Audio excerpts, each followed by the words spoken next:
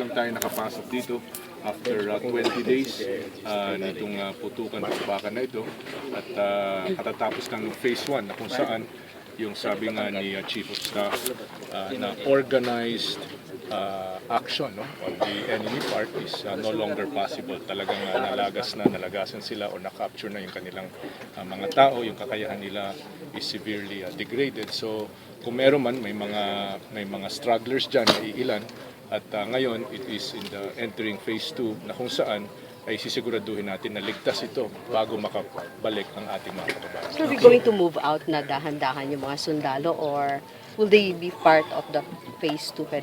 They will continue to be part of the phase 2. Kung maalala natin, nagsimula tayo sa containment, tapos sa constriction. Medyo magbabaliktad ngayon yung PNP with the AFP special units ang susuyo dito. Samantala yung AFP naman, na lalong-lalo na yung mga units na talagang bore the brunt of the bakbakan, sila naman ang nasa containment para in kaso may mga stragglers ay hindi naman makatakas.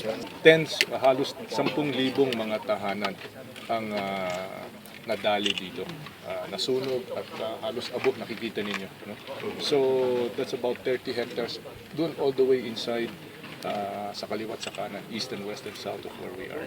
So malaki ang damage dito, hindi basta-bastang reconstruction ito. Is the crisis over po? Secretary. Itong first part is over, no? Phase one. Phase 1 is over na kung saan ay masasabi na yung puwersa na nagtangkang manakop at manalakay dito ay na-repulse, no? At nahuli na nga itong mga salarin na ito at papasok na tayo sa phase 2. Sandali lang yung phase 2, yung pag-clean up talaga, clear up para ligtas ito. Tapos agad-agaran ay pasok tayo sa phase 3, yung sa reconstruction, na kung saan ang Pangulo mismo nagsabi na halos 4 na bilyong piso ang nakalaan na ang initial estimates at nakahanda na, hindi na kailangan pa nahanapin ng pera, nandyan na ang pera para sa pagtutulong na makabangon muli ang Zamboanga. So we need to qualify the word mission accomplished. When you say accomplished, how accomplished is accomplished? Well, when we speak of initially, primarily, the mission was to take the hostages, make them safe and alive. We have accounted for all the hostages as per our estimate. basically all hostages. What about the rebels or the Miswari and Malik? As I've said, the primary mission was to get hold of the hostages, ensure the safety. Sir, where is Malik?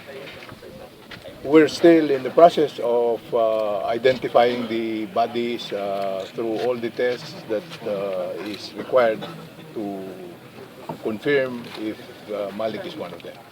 We're not certain at the moment. Pero meron na kayong hinihinala na isang body na kanya. Lahat yun, paghihinalaan mo. Ano yung strong evidence na pwede natin sabihin na siya yun talaga? Hindi natin alam yun. Kinukuha natin lahat ng documents, pati fingerprints na nando sa Manila nung mag-file siya ng kung anong mga documents na kailangan niya. May file naman doon, i-compare natin. So it will take a while. So you have a body, sir, na sinesearch natin ngayon? Lahat ng body sinesearch. Kaya tinaguro ang mga lawless elements itong mga nagtangkang manakop at manalakay dito sa Zamboanga City. This is not a political issue, this is a law and order issue. No? Pwede naman na mag-demonstrate, pwede mag-rally, pero hindi pwede na magdala ng mga armas sa isang mapayapang lugar. No? At nakita naman natin yung mga armas na dinala rito, kasama ng mga mortar, mga 50 caliber na machine gun, mga sniper rifles, yung ating mga bombero ay ini-snipe para hindi nila mapatay ang mga sunog. Yung nalagasan tayo sa panig ng Armed Forces, 16, sa panig ng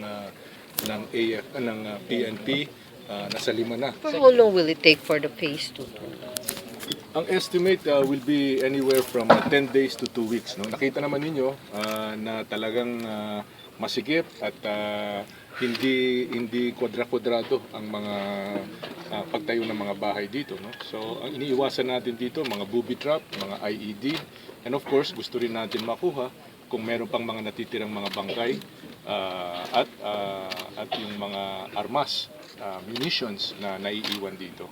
So may mga aso na nasa EOD at nasa PNP at pati nasa AFP na kasama ng mga opisyal ng police at ng armed forces na papasok dito at talagang room to room, house to house, sisiguraduhin natin na ligtas ito. Bago natin buksan ito na makabalik ang mga ordinaryo na inosenteng mamamayan.